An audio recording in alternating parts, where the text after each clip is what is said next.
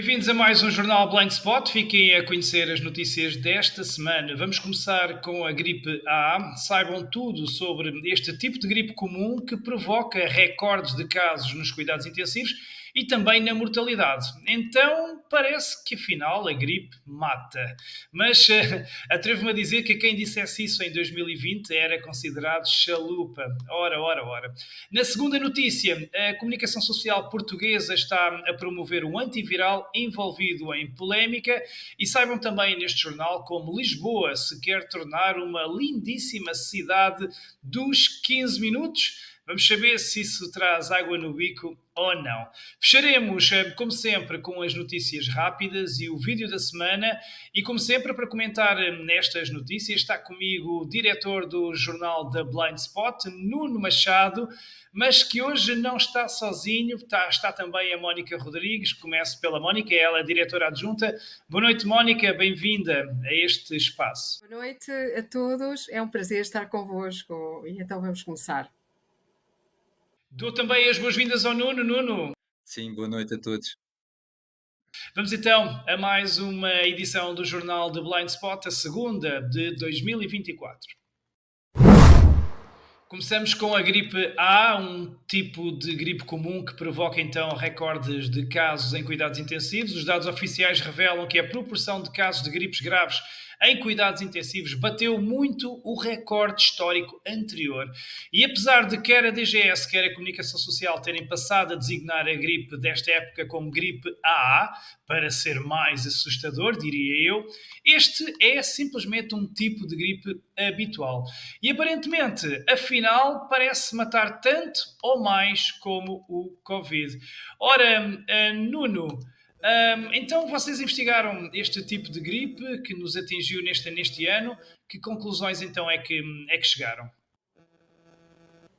A primeira conclusão é que a gripe predominante deste ano é exatamente igual, é o tipo de gripe que aparece quase todos os anos. Nós analisámos os relatórios do INSA, desde que existe este tipo de diferenciação entre o tipo de influenza que é mais detectado, e apenas uma vez, a gripe B, que é outro tipo de vírus de influenza que também causa a gripe em humanos, foi ligeiramente mais detectada do que a gripe A. Portanto, todos os anos, a gripe A, o tipo de gripe A é o predominante, portanto, praticamente sempre. Portanto, a questão que se coloca é por que razão, de repente, depois de tantos anos a falar sempre da gripe em geral, a DGS e toda a comunicação social começa a falar da gripe A. Ainda por cima, estamos a falar de um gripe que é o tipo de gripe mais comum todos os anos. Ainda se fosse uma gripe diferença especial, ainda se poderia compreender, mas é a gripe realmente, é a gripe normal. Acho que todos nós tivemos amigos a dizer que tiveram gripe A ou que este ano havia uma epidemia de gripe A, como se fosse uma coisa mais grave e fora do normal. E isso mostra como a grande comunicação social condiciona a linguagem, distorce a percepção geral, e neste caso reproduzindo seu mínimo escrutínio, não é? Porque isto é uma coisa que saltava à vista, o que a DGS e o Governo vão dizendo a todo momento. Pois. Então parece que este tipo de gripe normal consegue causar um caos semelhante ao da chamada pandemia. É isso que me queres dizer? Sim, penso que isto desmonta totalmente alguma das narrativas que algumas entidades e a comunicação social lançaram insistentemente durante muitos meses, durante o período da Covid. Coisas como a ideia da gripezinha, a ideia de que a gripe não dizia sequer uma gripezinha, que a gripe não matava ninguém, não se podia sequer comparar com a Covid. Ai de quem dissesse o óbvio, que a gripe matava muitas pessoas todos os anos em Portugal, que existia sempre um caos nos hospitais, frequentemente corredores cheios de macas com doentes, isso já tinha passado em vários anos nas nossas televisões, mas não se podia dizer. Na altura, quem relembrasse isso era logo apelidado de negacionista, bolsonarista, etc., e muitas vezes censurado nas redes sociais. Agora, com a Covid praticamente sem qualquer impacto, e depois também um dado importante que é de um excesso de mortalidade enorme nos últimos anos, que reduziu muito esta população vulnerável à gripe, estamos com uma mortalidades mais elevadas desde 2020.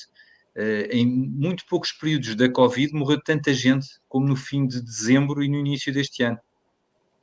Pois, exatamente. E então, se este não é um vírus, se esta gripe não é como o Covid, como é que se explica então esse caos que falas nos hospitais agora, esse excesso de mortalidade que está a acontecer no país, ainda por cima, em pessoas novas, 40, 50, etc., sendo que a Covid desapareceu de cena? Como é que então se explica este caos que estamos a viver?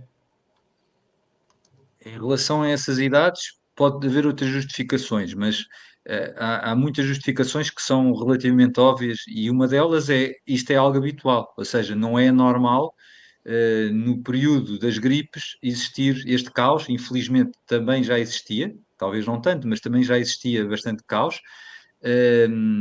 E portanto, em todos os anos, isto recorrentemente ocorre, não é nada de muito novo.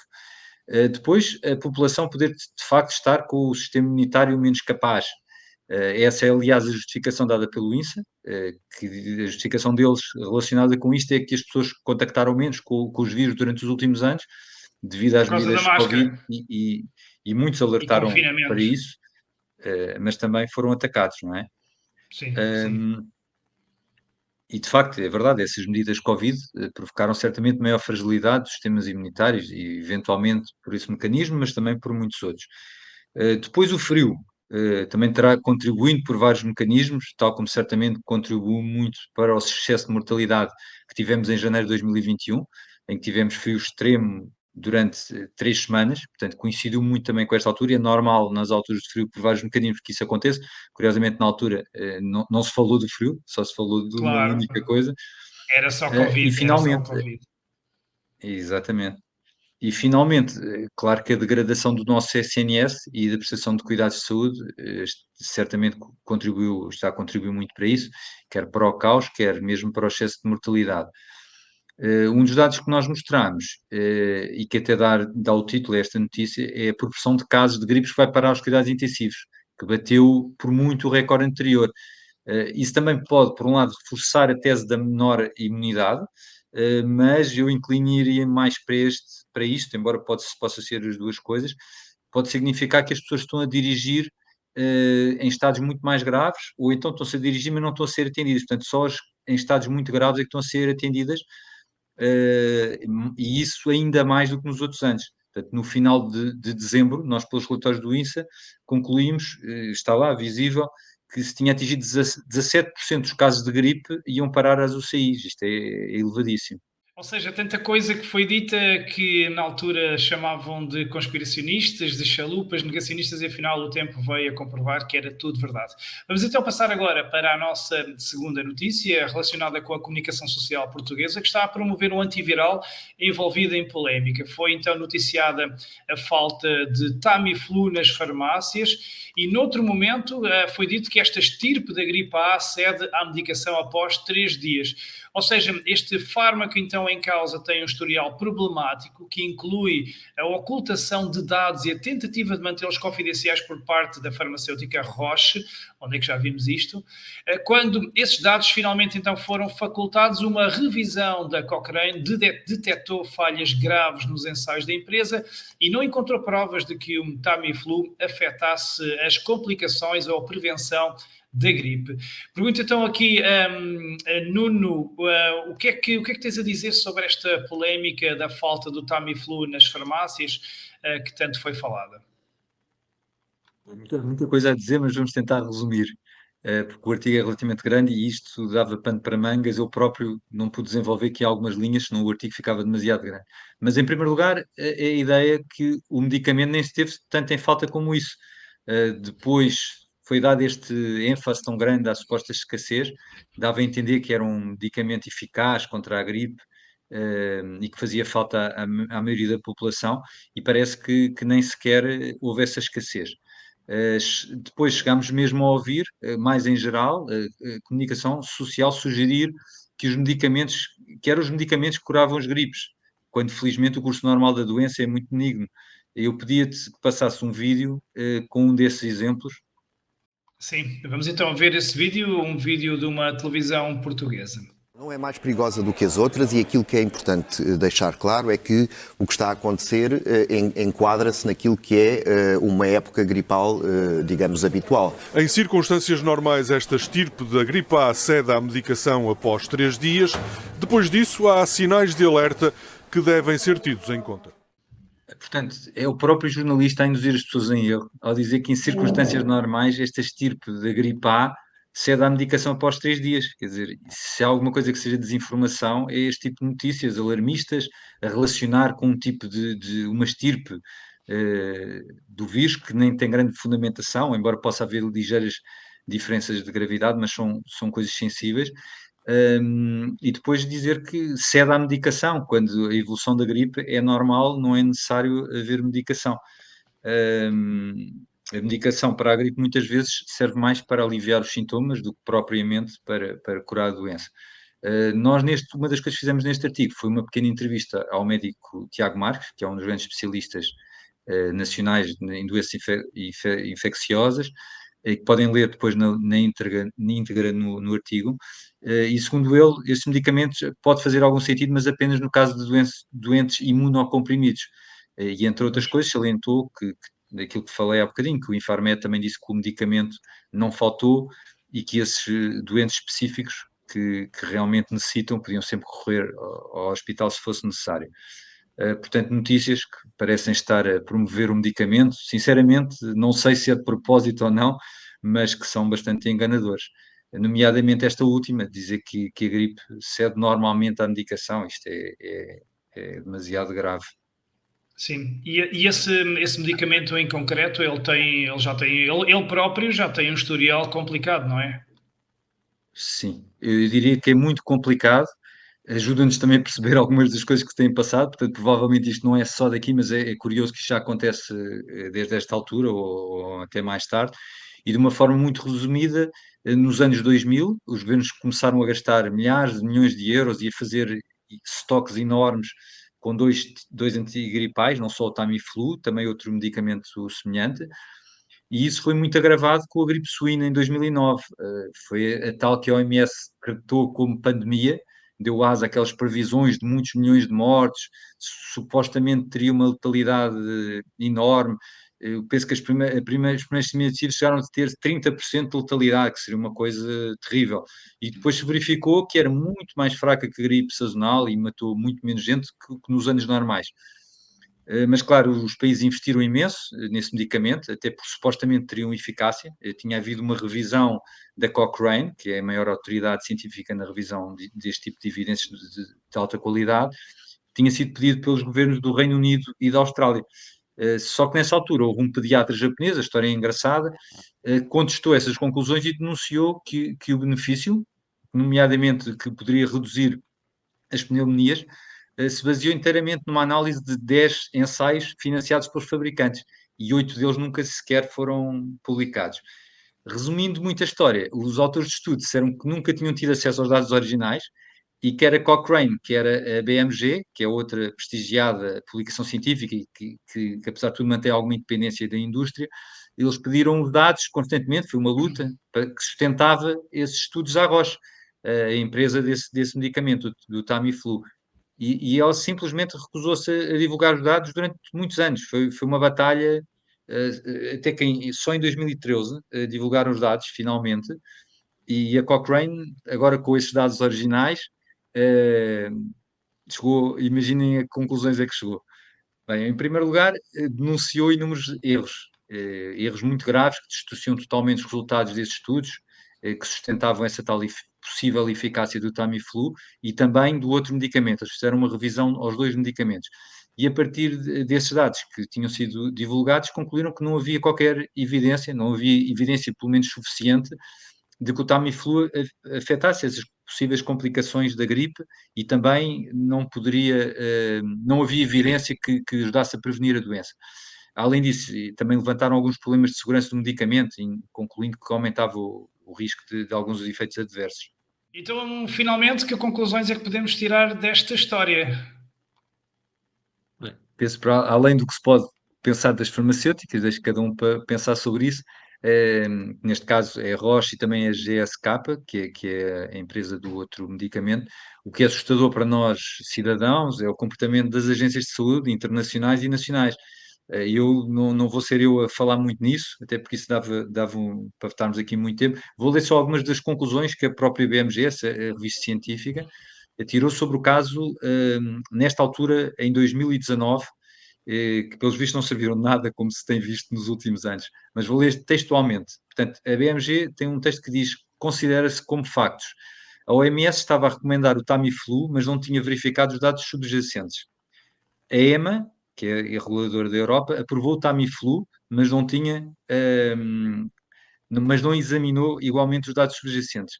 O CDC, que é dos Estados Unidos, estava a encorajar a utilização e construção de reservas de Tamiflu com base numa análise conjunta de 6 a 10 páginas de ensaios clínicos financiados pelo fabricante, mas não tinha verificado os dados adjacentes. A maioria dos ensaios de tratamento da fase 3 da Roche, do Tamiflu, não foram publicados uma década após a sua conclusão. E o que é ainda mais grave e que nos faz lembrar do que se tem passado nos últimos anos é que as agências de saúde não alteraram significativamente as suas posições sobre o medicamento, mesmo depois de se demonstrar que as evidências eram eventualmente fraudulentas ou pelo menos muito pouco rigorosas. Impressionante, faz-nos mesmo pensar o que é que estará por trás de tudo isto para haver tanta coisa obscura neste mundo das farmacêuticas. De facto, uma excelente investigação aqui do Blind Spot e lembramos os nossos espectadores que podem ter mais acesso a mais informação, mais pormenores, links e tudo mais no site www.blindspot.pt. Vamos agora então falar de Portugal e concretamente de Lisboa, a cidade dos 15 minutos, que promete ser uma das grandes maravilhas do mundo. Ora, o projeto de Lisboa, Cidade dos 15 Minutos, foi discutido ao longo de 2023 e foi objeto de um protocolo assinado entre a Câmara Municipal de Lisboa e a Faculdade de Arquitetura de Lisboa. Esse modelo é um modelo que está em execução na China, em Paris e no Dubai, e assim como também em quase uma centena de cidades espalhadas por vários continentes. Aqui vamos trazer à emissão a Mónica Rodrigues, que foi ela que escreveu este artigo.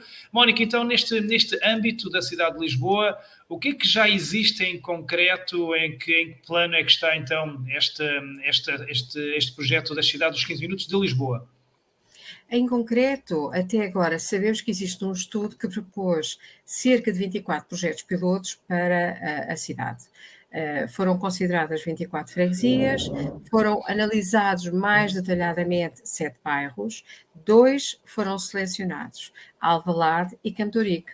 Alvalade particularmente porque é mesmo o bairro modelo, digamos assim, porque surge com as melhores condições, de facto, por ter o maior número de instituições com condições de oferecer serviços nos setores de atividade considerados. E que setores são esses? São setores como a saúde, a mobilidade, a educação, o lazer, o comércio e os serviços. Agora, com a assinatura do protocolo com a Faculdade de Arquitetura de Lisboa, procuramos, portanto, vamos ficar a aguardar os próximos passos. E como é que estão a decorrer as outras experiências na Europa? Ora bem, na Grã-Bretanha estão a ocorrer com grande contestação e fortes distúrbios movidos pelos cidadãos. Oxford tem sido um caso mais conhecido, mas existem iguais perturbações noutras cidades. Em Oxford, por exemplo, e apesar de ter havido um inquérito público à população durante a crise sanitária e que precisamente passou despercebido, as autoridades acabaram por tomar várias decisões, como, por exemplo, dividir a cidade em setores, exigir autorização para a circulação de automóvel entre zonas, exceto no caso de profissionais de saúde e de segurança, limitação do uso particular do carro apenas durante cerca de 100 dias por ano e mediante autorização e pagamento de uma taxa, e estou a falar de apenas alguns exemplos das medidas tomadas, não é? Queixas, quais são? Bom, é importante salientar que Oxford realmente conheceu uma elevadíssima capacidade organizadora por parte dos cidadãos, primeiro porque, segundo eles, foram enganados, ou seja, o contribuinte foi enganado e ainda por cima com dinheiros públicos, porque na realidade o contribuinte é que está a pagar toda esta transformação E o projeto de 15 minutos nunca tinha sido anteriormente apresentado num programa eleitoral em eleições anteriores. Portanto, tratava-se nitidamente, queixam-se eles, do engano do contribuinte. Segunda reclamação, recusam a vigilância, dizem eles, à chinesa, têm mesmo, retirado as câmaras de vigilância colocadas nas ruas, que controlam a identificação dos veículos e os populares têm tirado. Exatamente. Os populares têm tirado também os pilaretes que estão a dividir justamente os setores da cidade. Terceiro, estes mesmos populares recusam a falta de liberdade. Dizem eles que o país não é comunista, não existe sequer um partido comunista na Grã-Bretanha, nem estão na União Soviética e é um atentado, mas é aos direitos civis. Quarta queixa. Queixam-se o comércio e serviços, queixa-se da falta de clientes. Porquê? Porque a reorganização dos fluxos de mobilidade desviou clientela e as consequências imediatas foram aumento de falências, incapacidade de cumprimento de compromissos bancários e, finalmente, o desemprego. Pois.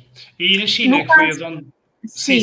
Ainda temos um caso aqui ao lado, por exemplo, Las Rosas, em Espanha, onde também tem havido manifestações com queixas dos cidadãos. Primeiro, também se sentem enganados, não foram devidamente consultados. Segundo, também consideram ser um atentado aos direitos civis por causa da falta de liberdade de circulação, porque, na perspectiva deles, já veem que não será verdadeiramente permitida a circulação fora do setor e onde o indivíduo habita, sem autorização das cidades. Portanto, não é uma questão de passar ou não passar, estar mais próximo ou não mais próximo, é mesmo não terem autorização das autoridades. Terceiro, dizem eles, haverá um limite máximo de tempo dentro do qual o cidadão se possa ausentar do setor, pelo que concluem que este controlo que as autoridades querem exercer é exagerado. Este controle da circulação e do limite do tempo para se ausentar do setor é completamente inadmissível. Pois, e a palavra-chave é essa mesmo, controle. E na China, que foi de onde saíram essas ideias, como é que já estão então organizadas essas cidades? Bem, na China, e daquilo que pensamos ser a realidade da aplicação deste modelo, em alguns casos na China, a comodidade, eu diria que a comodidade de ter tudo à mão ainda é maior, porque existem já efetivamente cancelas semelhantes às do metro à saída dos bairros, e nestas cancelas as pessoas só podem sair a pé, bicicleta, e só se tiverem realmente um código especial. Pois. Ou seja, controlo a uma dimensão astronómica, mesmo numa escala que nós não imaginamos, mas que brevemente poderá chegar aqui. Exatamente. Vamos então agora passar para as notícias curtas. Vou aqui adicionar o Nuno Machado. Nuno, que notícias então curtas nos traz aqui para fecharmos o nosso programa? Eu vou alternar aqui com a Mónica nestas notícias. E a primeira diz respeito parece que a ebulição climática não terá chegado à Suécia. A notícia é que os autocarros elétricos ficaram parados na Suécia devido ao frio extremo. Isto aconteceu num município sueco, não vou dizer o nome que é um pouco complexo, mas eles de facto fizeram um investimento enorme em autocarros elétricos. Há uma entrevista aos responsáveis, eles falam desse investimento. Supostamente seria o transporte do futuro, o transporte limpos, e combatiam o aquecimento global. No entanto, ironicamente, a chegada do inverno obrigou uma pausa total na operação dos autocarros elétricos, porque este tipo de autocarros é muito mais afetado que os outros pelo frio extremo que eles estão a viver. Portanto, suscita muitas dúvidas sobre a viabilidade deste tipo de viaturas nestas condições relativamente típicas nesses países, não é? E, portanto, o que acontece, em geral, é que existe de facto esta grande promoção dos benefícios dos veículos elétricos e são ignoradas todas estas limitações, não existe qualquer cálculo racional de custo-benefício e depois chegamos a casos caricatos como este. É algo que vamos vendo recorrentemente, não apenas com as energias renováveis, mas em relação a muitas outras coisas. Exatamente. Segunda notícia curta, Mónica Rodrigues, o que é que nos traz? Bom, depois deste caso de ebulição climática, como foi já referido pelo secretário-geral da Organização das Nações Unidas, temos um caso do Epstein, um caso de chantagem à escala mundial. Para quem desconhece, trata-se de um caso de um ex-condenado por exploração de prostituição e pedofilia, que se torna, depois de cumprir a sentença de prisão, meteoricamente num empresário multimilionário e num gigante filantropo. Poderá estar a dizer, torna-se um empresário, mas em que setores? Bom, continua no mesmo setor, a prostituição e a pedofilia, mas amplificam à escala mundial. Envolvendo personalidades mundiais, não tendo poupado nenhum setor, e, por exemplo, temos inúmeras figuras que já vêm mencionadas em documentação recentemente libertada pelo Tribunal. No caso da política, por exemplo, Bill Clinton e André de Windsor têm sido os nomes mais propalados até por todo lado. Na área dos negócios e das finanças também se comenta o nome de Bill Gates. Na indústria do entretenimento temos realizadores como Woody Allen, e poderá estar a perguntar, então, mas onde é que tudo isso passou? Numa ilha idílica, propriedade de Epstein.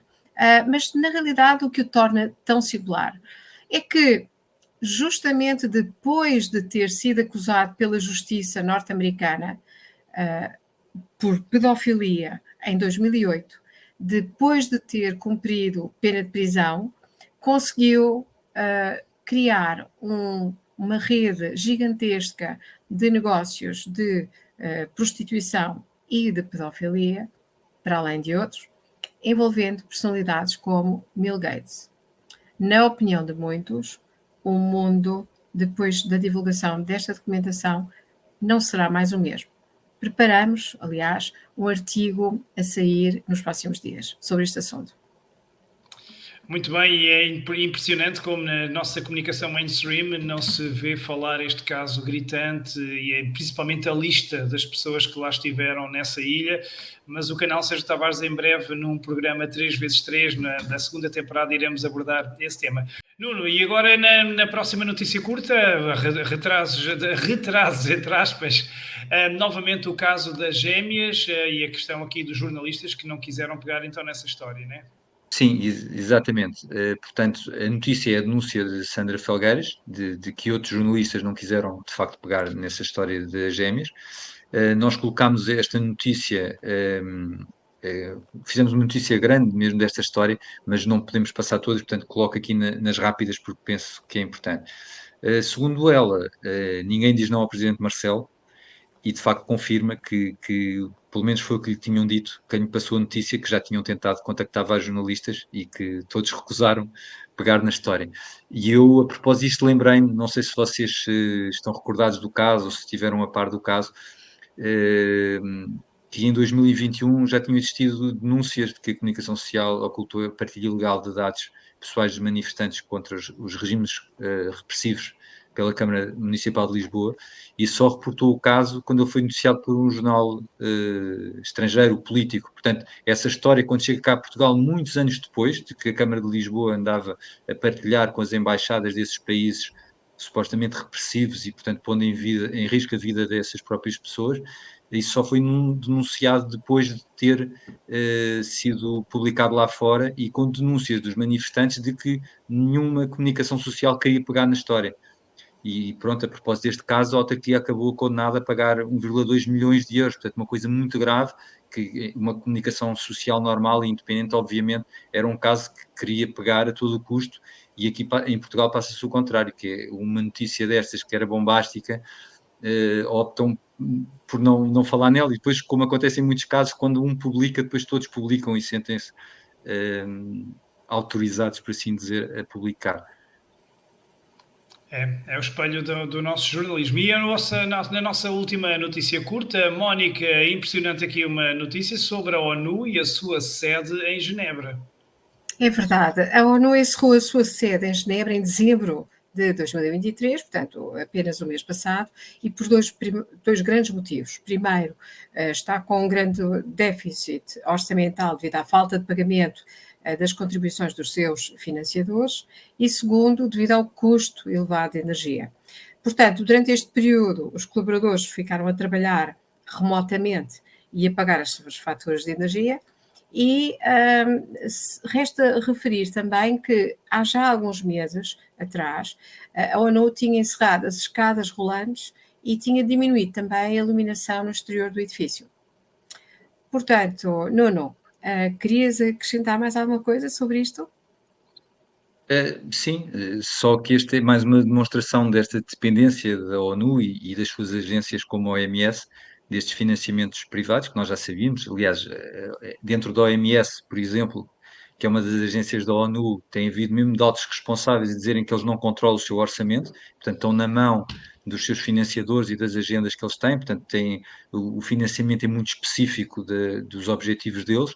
E, portanto, numa altura em que a OMS quer ter este controle tão grande sobre os dados de saúde e sobre tudo que diga respeito à saúde e ter um poder muito grande, é perigoso pensarmos nisto, que estas entidades estão, como nós temos estado a acompanhar, muito na mão de quem as financia, portanto, quem paga e quem determina as agendas tem interesses, obviamente, e de forma clara nas políticas que a OMS defende.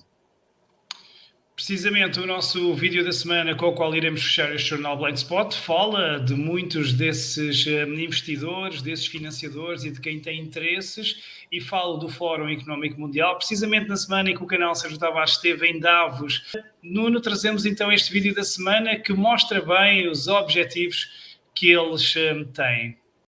Who will really command the fourth industrial revolution and its technology like artificial intelligence? What's your sense of who's best placed at this time to lead the world into the fourth industrial revolution? Because you pretty much created this term. We're seeing the kind of technological strides that China has made with Huawei, with the 5G technology. Do you believe that this could potentially be China's time once again? We should make here again let's say a differentiation. On the one hand, we have state capitalism. On the other hand, we have shareholder or private capitalism. So it's a clash between two systems. I believe that state capitalism in the short term provides certain advantages, because you can mobilize in a concentrated way a lot of resources to reach a specific objective. But I believe that the future is not state capitalism or shareholder capitalism. The future is what I call stakeholder capitalism, which is combined with the social responsibility. Nuno.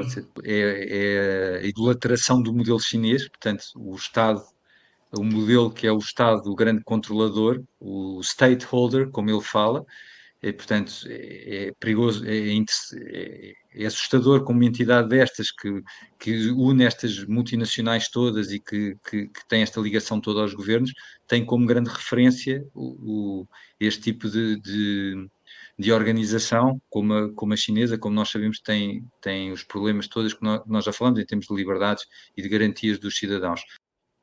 Sim, sim. É de facto algo muito estranho que temos aqui. Ora, quero então agradecer agora a presença dos dois nesta edição. Muito obrigado, Mónica, pela presença, estreia, um contributo muito válido. Mónica, até à próxima. Muito obrigada. Muito obrigado a ti, Sérgio, ao Nuno e a todos os que nos estão a ouvir. E Nuno também, igualmente, mais uma vez, obrigado. Vemo-nos então na próxima edição. Bom trabalho. Obrigado, Sérgio. Boa noite aos dois. Boa noite, Mónica. E boa noite aos nossos espectadores. Boa noite. Muito obrigado também. Despeço-me dos espectadores aí desse lado. A transmissão no YouTube, Facebook, Twitter e depois em diferido no Rumble. Este foi o Jornal da Blind Spot. Podem então ver estas notícias e outras em detalhe no site www.blindspot.pt. Um forte abraço e até para a semana.